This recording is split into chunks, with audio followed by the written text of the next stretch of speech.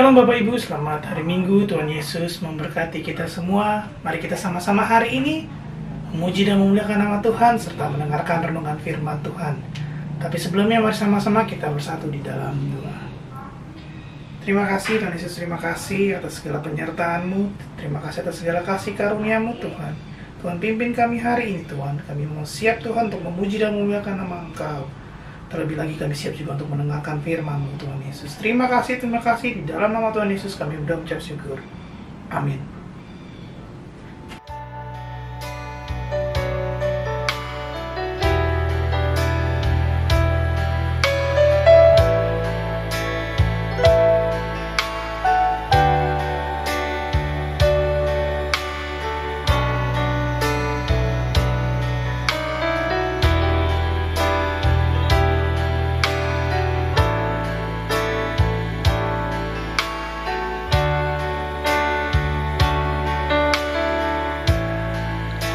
Engkaulah perlindunganku,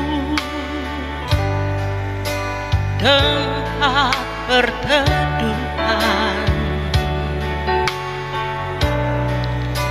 dari serangan musuh di dalam bahaya. Kau batu karangku teguh, Engkaulah persembunyianku dan tetap menjaga atas kesesakanku dalam pencobaan. Kau beri keluputan, Engkaulah perlindunganku, tempat perteduhan dari serangan musuh di dalam bahaya.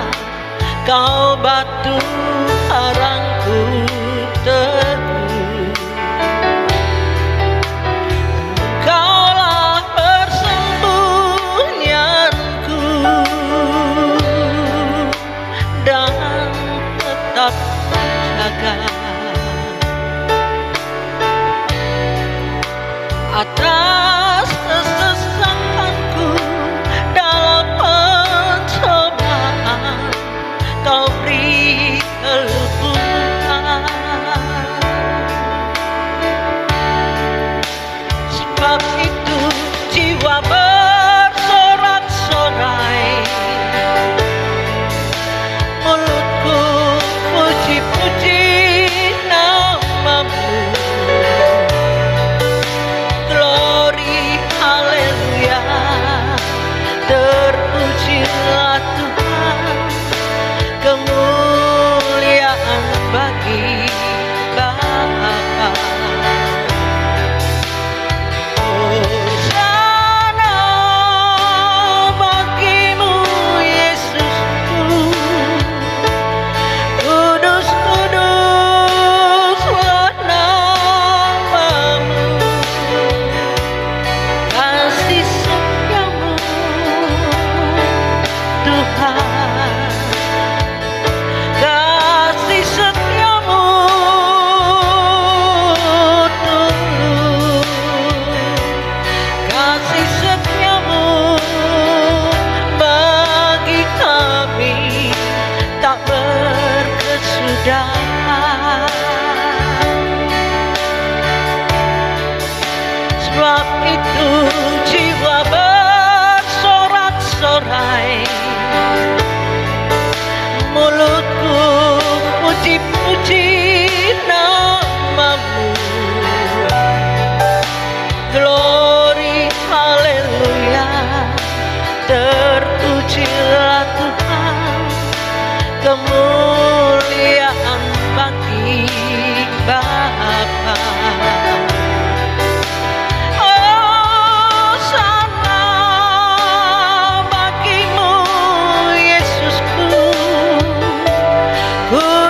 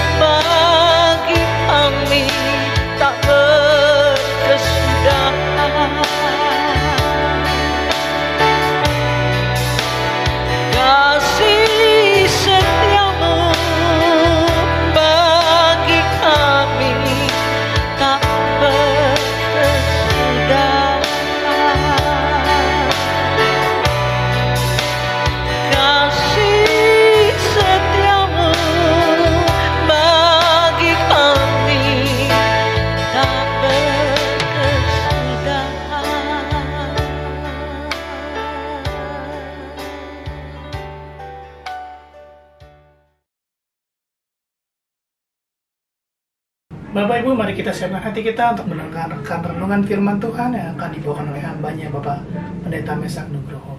Tapi sebelumnya mari kita bersatu di dalam doa. Terima kasih Tuhan Yesus, terima kasih. Kami mau siapkan hati kami Tuhan untuk mendengarkan firman-Mu Tuhan Yesus. Biarlah senantiasa firman-Mu membawa kami ke dalam terang-Mu Tuhan Yesus. Biar firman-Mu selalu ada di dalam hati kami Tuhan Yesus. Biar kami menjadi pelaku-pelaku firman-Mu yang setia Tuhan. Juga berkati hamba-Mu Tuhan yang akan memberitakan firman-Mu. Biar apa yang keluar daripada hamba-Mu Tuhan ada berasal daripada Engkau Tuhan Yesus. Di dalam nama Tuhan Yesus kami siap menyambut firman-Mu. Haleluya. Amin.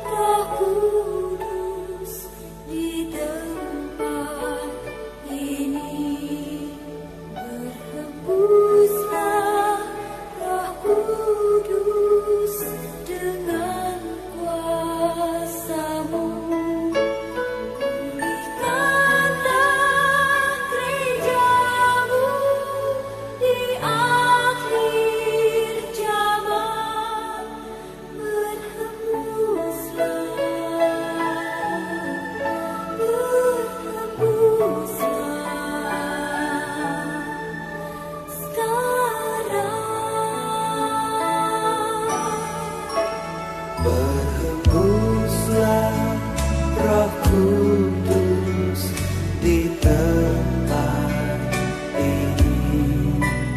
Berhembuslah Roh Kudus dengan kuasa-Mu. Pulihkanlah gereja-Mu di akhir zaman. Berhembuslah, berhembuslah, berhembuslah, berhembuslah sekarang. Urapikan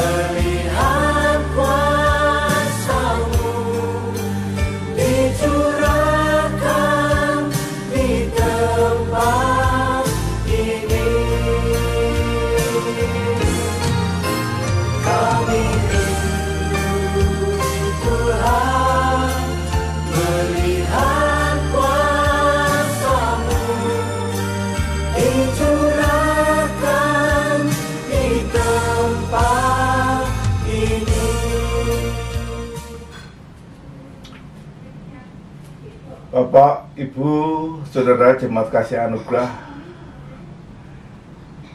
Cempaka Putih Timur. Hari ini tanggal 29 Mei 2022, firman Tuhan diambil dari 2 Korintus 4 ayat 16 yang berbunyi, sebab itu kami tidak tawar hati, tetapi meskipun manusia lahiriah kami semakin merosot, namun manusia batiniah kami dibaharui dari sehari ke sehari. Saudara, mengacu ayat bacaan pagi hari ini, tema firman Tuhan tentang kesederhanaan. Orang yang memiliki sikap hati yang sederhana tidak pernah merasa dirinya berharga dengan fasilitas yang menempel di tubuhnya, kendaraan, rumah, mobil, dan segala yang ada padanya.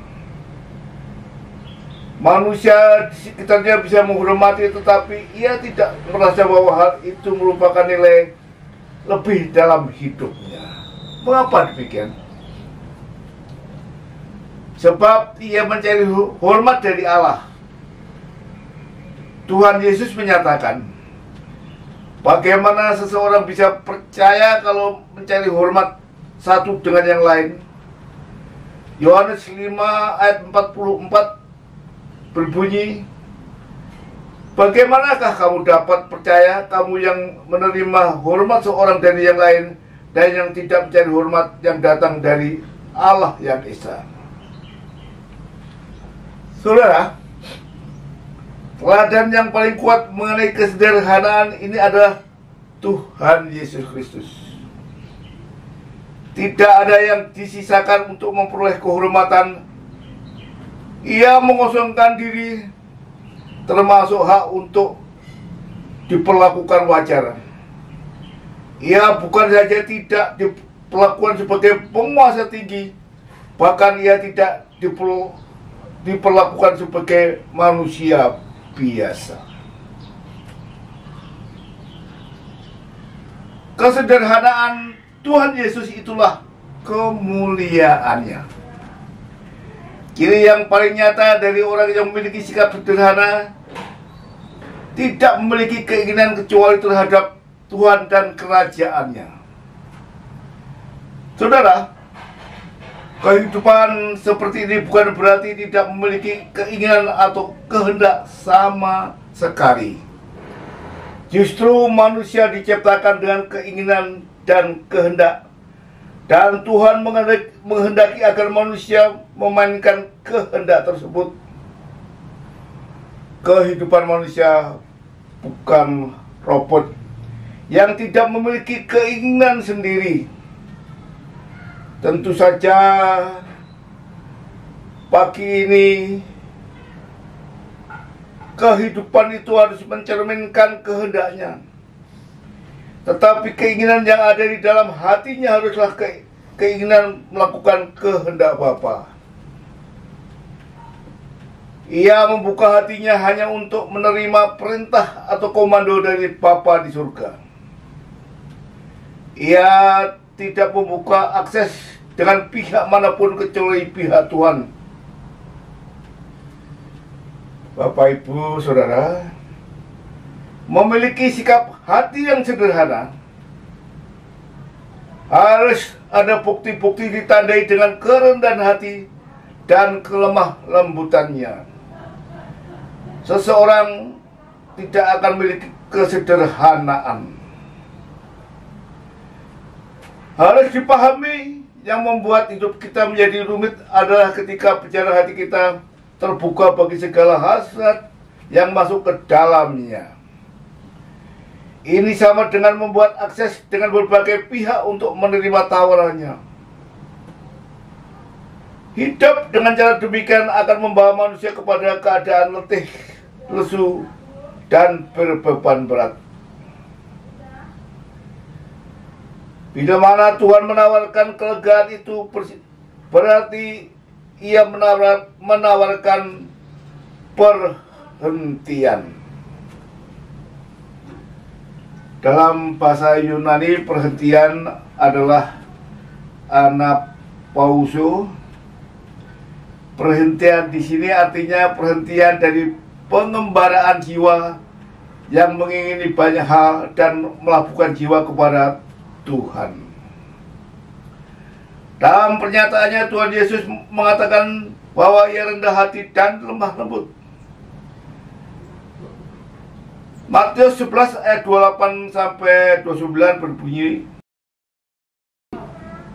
"Marilah kepadaku semua yang letih lesu dan berbeban berat, aku akan memberi kelegaan kepadamu. Pikulah yang kupasang dan belajarlah padaku, karena aku lemah lembut dan rendah hati, dan jiwamu akan mendapat ketenangan." Saudara, rendah hati dan lemah lembut adalah jiwa atau nafas dari spirit kesederhanaan. Bila mana kita meneropong kehidupan Tuhan Yesus, Ia adalah pribadi yang tidak memiliki keinginan kecuali melakukan kehendak Bapa dan menyelesaikan pekerjaannya. Di dalam Yakub 4 ayat 34 berbunyi, kata Yesus kepada mereka, "Makananku ialah melakukan kehendak Dia yang mengutus aku dan menyelesaikan pekerjaannya." Pola hidup seperti yang ditunjukkan Tuhan Yesus ini adalah pola hidup sederhana yang tidak rumit tetapi agung tiada taranya. Saudara, untuk mencapai taraf ini, seseorang harus rela kehilangan nyawa yang sama dengan jiwa. Jiwa di sini adalah pikiran, perasaan, dan kehendak. Orang percaya yang hendak mengenakan pola hidup Tuhan Yesus harus belajar untuk membunuh cita rasa duniawinya dan belajar mengorbankan kecintaan kepada Allah Bapa untuk melakukan kehendaknya. Proses belajar meletakkan kehendak seperti ini sangat berat. Hal ini sama dengan kehilangan nyawa atau usaha. Dengan kata lain, membunuh hasrat keinginan. Kehidupan yang seperti ini akan berusaha keras menuntut dirinya sendiri hidup benar dan berusaha melakukan kehendak Bapa lebih dari segala hal. Tentu saja orang seperti ini tidak akan melukai orang lain, sebaliknya menjadi berkat. Bagaimana kita dapat membunuh hasrat atau keinginan yang tidak sesuai dengan kehendak Allah? Ada beberapa langkah untuk dapat masuk wilayah ini. Kita harus menyadari bahwa segala keinginan manusia akan berakhir sia-sia. Apapun yang kita ingini suatu hari harus berakhir dengan lenyap, tiada bekas kecuali kebinasaan. Hidup untuk kepentingan Tuhan berarti memiliki kepekaan untuk mengerti segala sesuatu yang Tuhan inginkan dalam hidupnya untuk dilakukan. Bagaimana pesan Rasul Paulus kepada jemaat Korintus di dalam 1 Korintus 10 ayat 31, "Jika engkau makan atau minum atau jika engkau melakukan segala sesuatu yang lain, lakukanlah semuanya itu untuk kemuliaan Allah." Jadi kita dipanggil untuk memuliakan Tuhan melalui segala hal, dalam dan melalui segala hal. Ini berarti hidup hanya untuk kepentingan Tuhan sepenuhnya. Hidup untuk kepentingan Tuhan harus memiliki kepekaan untuk mengerti segala sesuatu yang Tuhan inginkan dalam hidupnya untuk dilakukan. Sungguh suatu hal yang sulit dideteksi apakah seseorang melakukan segala sesuatu hal bagi Tuhan atau bagi dirinya sendiri. Hanya kehidupan dengan murni, kami ulangi, hanya orang yang dengan murni dan jujur membunuh hasrat atau keinginan sendiri yang dapat melayani Tuhan dengan benar. Membunuh keinginan sendiri berarti tidak mengarahkan segala sesuatu yang dilakukan bagi dirinya sendiri. Baginya segala kepentingan adalah kepentingan Tuhan. Baginya yang penting perasaan Tuhan dipuaskan.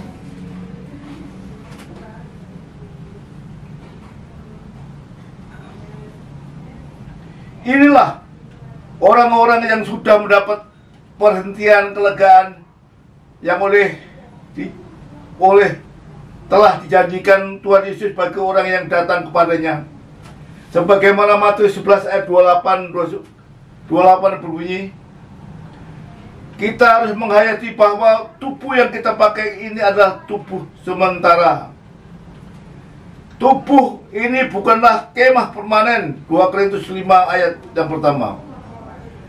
Bila seseorang mengakui dan menghayati bahwa tubuh ini kemah sementara, maka ia akan mendandani tubuh ini sehingga mengorbankan harta abadi. Kami ulangi. Maka ia akan mendandani tubuh ini sehingga mengorbankan harta abadi yang seharusnya dikumpulkan. Kenyataannya, hampir semua kehidupan cenderung mengumpulkan harta di bumi daripada harta di surga. Tubuh yang dikenakan sekarang ini bukanlah tubuh permanen.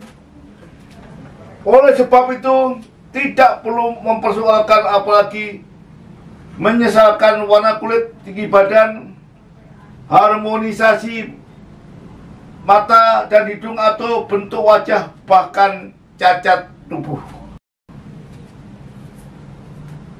Betapa celaka dan malangnya banyak orang hari ini yang berusaha tampil baik di mata masyarakat untuk dihargai, dipuji, bahkan disanjung. Padahal tubuh ini hanyalah kemah sementara yang jika kehilangan panasnya atau meninggal dunia maka akan segera membusuk. Kehidupan kita kalau sibuk mendandani manusia lahiriahnya pasti tidak akan peduli dengan manusia batiniahnya. Dan orang yang manusia batiniahnya rusak pasti tidak memiliki kepedulian terhadap penderitaan orang lain. Lukas 16 ayat 19 sampai 31. Harus dicatat bahwa orang Kristen yang belum diperbarui tidak pernah puas dengan apa yang telah dimilikinya.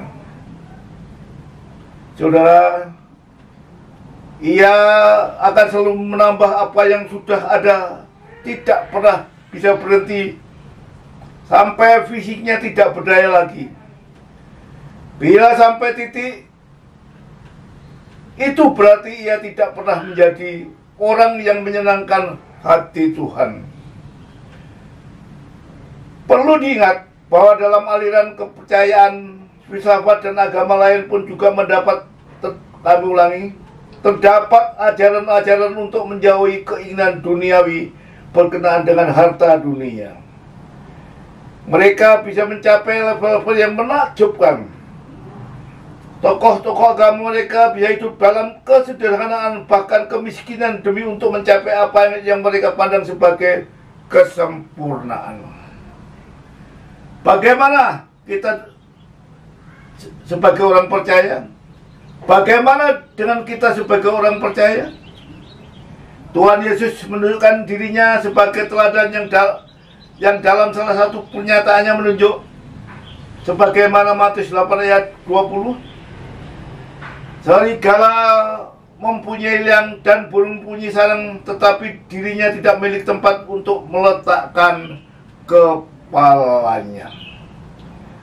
Rasul Paulus dalam surat kiriman kepada Timotius dalam 1 Timotius 6 ayat 8 berbunyi, yang senada dengan hal ini menyatakan bahwa asal ada makanan dan pakaian cukup. Rasul Yohanes menasihati orang percaya dengan pernyataan, janganlah kamu mengasihi dunia dan apa yang ada di dalamnya. Jikalau orang mengasihi dunia, maka kasih akan Bapa tidak ada di dalam orang itu. Sebab semua yang ada di dalam dunia, yaitu keinginan daging dan keinginan mata serta keangkuhan hidup, bukanlah berasal dari Bapa, melainkan dari dunia. 1 Yohanes 2 ayat 15 sampai 17. Mari kita berdoa. Allah Bapa yang hamba panggil dalam nama Tuhan Yesus, pagi ini berapa banyak kami yang mendengarkan firman Tuhan pagi ini, patut mengucap syukur bila Engkau telah memberi teladan tentang kesederhanaan. Ampuni bila mana dengan berkat-berkat yang ada hanya kami gunakan, kami manfaatkan hanya untuk diri sendiri, dan kami kurang atau lupa untuk pekerjaan Tuhan. Terima kasih. Amin. Saudara-saudara yang kami kasih dalam nama Tuhan Yesus Kristus, pada pagi hari ini, terimalah berkat dan anugerah daripada Allah Bapa, kasih sayang dari Tuhan Yesus Kristus, dan dalam persekutuan Roh Kudus menyertai saudara hari ini sampai selama-lamanya. Amin. Tuhan Yesus memberkati.